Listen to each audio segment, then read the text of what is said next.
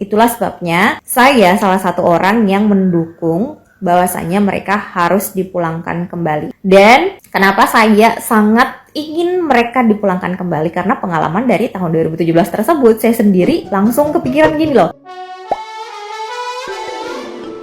Hola netizen yang tercinta, Partai Keadilan Sejahtera atau PKS Aceh menyalurkan bantuan untuk para Rohingya yang saat ini ditampung di Balai Meseraya Aceh, Banda Aceh pada Selasa 2 Januari 2024. Bantuan yang diberikan berupa kain sarung, perlengkapan bermain anak-anak, pembalut wanita, dan yang lainnya. Anggota DPR Aceh dari PKS, Irawan Abdullah mengatakan, membantu Rohingya adalah sifat kemanusiaan yang lahir dari empati yang tidak dibuat-buat. Menurutnya, persoalan Rohingya pernah dibahas oleh DPR Aceh bersama pihak pemerintah pusat pada tahun 2022 supaya mendapat perhatian serius. Dia mengatakan bahwa dulu banyak warga Aceh yang lari ke luar negeri karena konflik dan dibantu oleh orang lain. Selain Iriawan, sejumlah pejabat PKS tampak di sana. Di antaranya anggota DPR RI Nasir Jamil, anggota DPR Aceh Dr. Purnama, Ketua DPW PKS Aceh Gufron Jainal Abidin, dan yang lainnya.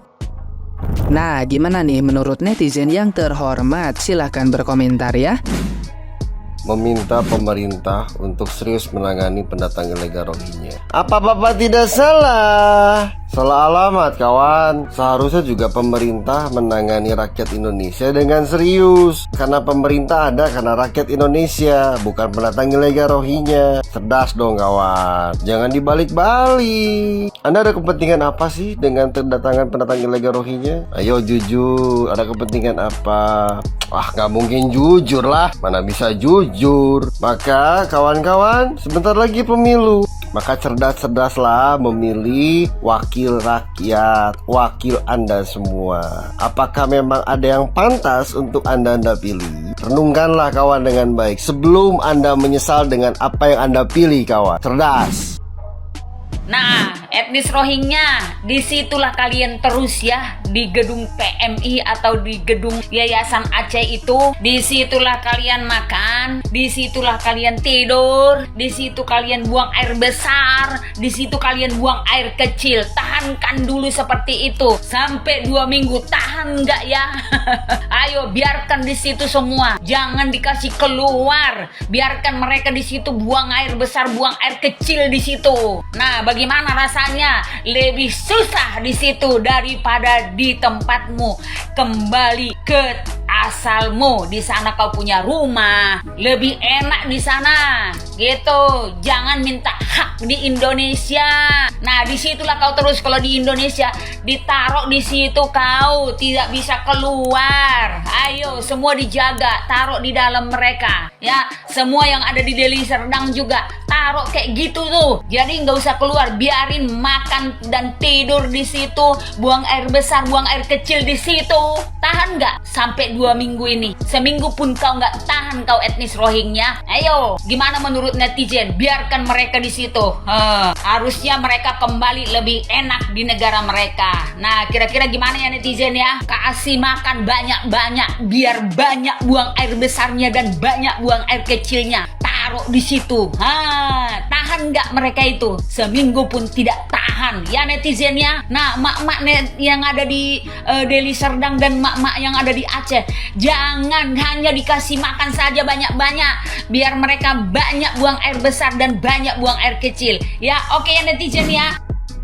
Pengungsi Rohingya harus dikembalikan ke negara asalnya. Kenapa saya berpendapat seperti itu? Karena saya akan menceritakan pengalaman pribadi saya. Itu sekitar tahun 2017, saat itu saya sedang kerja di Makassar sekitar bulan Juni, Juli, Agustus. Mereka mengadakan demo di Menara Bosowa, tempat kerja saya. Dan kebetulan segedung sama UNHCR yang ada di Makassar. Nah, pada saat mereka demo, mereka itu berdemo atas 3 tuntutan. Tuntutan yang pertama, karena mereka merasa bahwa kehidupan yang mereka jalani di Makassar tidak layak, mereka meminta agar dikembalikan saja ke Myanmar. Kemudian tuntutan yang kedua, mereka meminta jika tidak bisa dikembalikan ke negara Myanmar, mereka ingin mendapatkan hak warganegaraan yang sama dengan warga negara Indonesia, di mana mereka bisa menikmati pendidikan, fasilitas kesehatan, ataupun bisa bekerja di Indonesia. Kemudian tuntutan mereka yang ketiga itu adalah mereka mendesak UNHCR agar segera mengirimkan mereka ke negara ketiga atau negara tujuan, karena konon katanya UNHCR sudah menjanjikan ke mereka bahwasanya dalam 3 atau 4 tahun akan segera dikirimkan ke negara ketiga. Namun pada faktanya mereka sudah beberapa tahun berada di Indonesia, belum juga dikirimkan ke negara ketiga tersebut. Nah, kenapa kemudian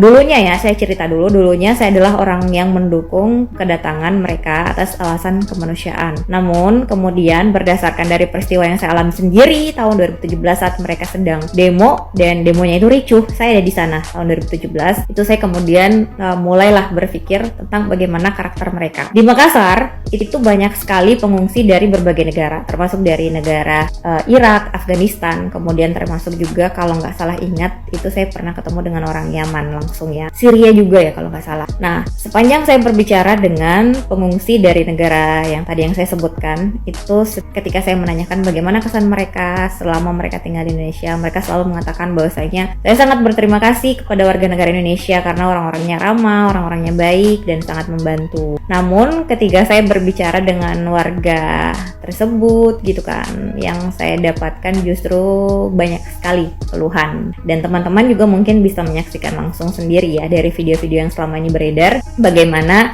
yang kita saksikan itu adalah mengenai video-video keluhan, entah itu keluhan mengenai makanan mereka yang kurang, atau misalkan tempat tinggal yang kurang layak, atau misalkan pada saat pertama kali mereka datang mereka diberikan bantuan, itu yang paling bikin saya kesel sih, itu mereka melemparkan kembali bantuan mereka ke laut gitu. Nah, jadi gini loh teman-teman, yang di Makassar aja kejadiannya itu tahun 2017 mereka protes ke UNHCR karena mungkin mereka merasa sudah 3 atau 4 tahun berada di Indonesia tapi belum dikirimkan ke negara ketiga. Yang di Makassar aja itu udah 3 atau 4 tahun belum dikirimkan UNHCR ke negara ketiga sampai saat ini. Ya kurang lebih anggaplah mereka sudah sekitar 10 tahun belum dikirimkan ke negara ketiga. Nah, kemudian kalau misalkan kita terus-terusan menerima pengungsi dari wilayah tersebut setiap hari atau setiap minggu, anggaplah mereka selalu datang 200 orang, kira-kira beberapa tahun ke depan jumlah mereka itu akan seberapa banyaknya.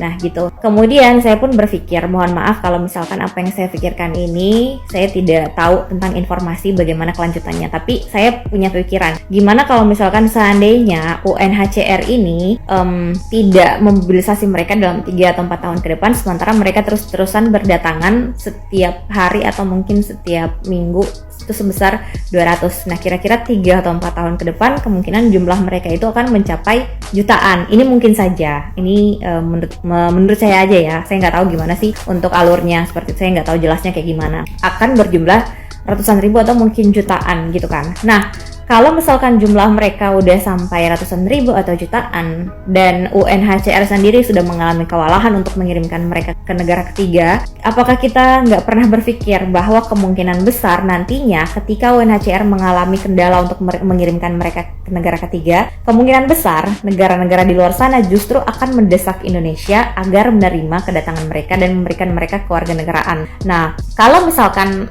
Indonesia terdesak dengan tuntutan-tuntutan berbagai macam negara, misalkan dari 200 negara kemudian 150 negara vote bahwa mereka setuju bahwasanya warga atau pengungsi yang setiap hari datang ke Indonesia itu harus diberikan kewarganegaraan, maka otomatis mau tidak mau Indonesia harus mengikuti aturan tersebut sebagai negara yang mengikuti organisasi. Nah, dan ini kalau diikuti oleh Indonesia atau tidak dicegah oleh kita sejak awal, itu kemungkinan besar jika misalkan mereka diterima nantinya akan menimbulkan kecemburuan sosial pada warga negara Indonesia. Itulah sebabnya saya salah satu orang yang mendukung bahwasanya mereka harus dipulangkan kembali. Dan kenapa saya sangat ingin mereka dipulangkan kembali, karena pengalaman dari tahun 2017 tersebut saya sendiri langsung kepikiran gini loh.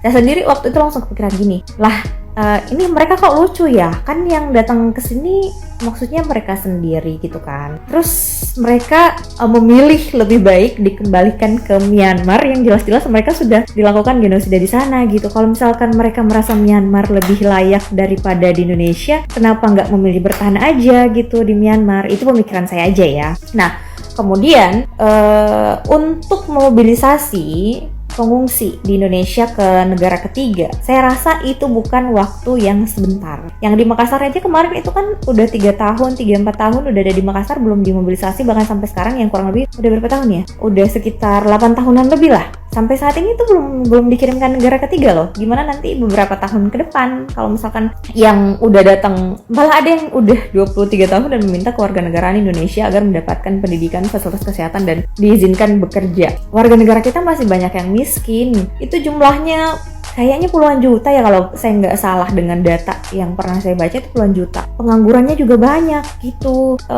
Ayolah, kita lebih terbuka lah. Orang-orang di sekitar kita masih lebih membutuhkan. Ini bukan perkara mengenai kurangnya rasa kemanusiaan kita. Justru sebenarnya warga Aceh itu kalau menurut saya udah sangat menerima mereka dengan baik. Hanya saja mungkin ada sikap mereka atau ada kelakuan mereka yang kurang berkenan di hati warga Aceh, sehingga ya kemudian terjadilah penolakan seperti ini. Nah, kemudian untuk teman-teman yang sering protes bahwasanya kalian hanya melihat 1-2 orang saja yang melakukan kelakuan mungkin yang terbilang cukup tindak pidana seperti itu, kemudian kalian sudah berasumsi bahwasanya warga Rohingya seperti itu. Kalau misalkan ingin dipikir-pikir, mereka yang jumlahnya cuma ribuan aja itu berani loh melakukan kejahatan di negara yang bukan negaranya. Apalagi kalau misalkan mereka itu jumlahnya udah sekian ratusan ribu atau misalkan udah sekian juta. Kira-kira keberanian mereka akan jauh lebih seperti apa gitu kan. Nah, kalau untuk berbicara masalah kemanusiaan,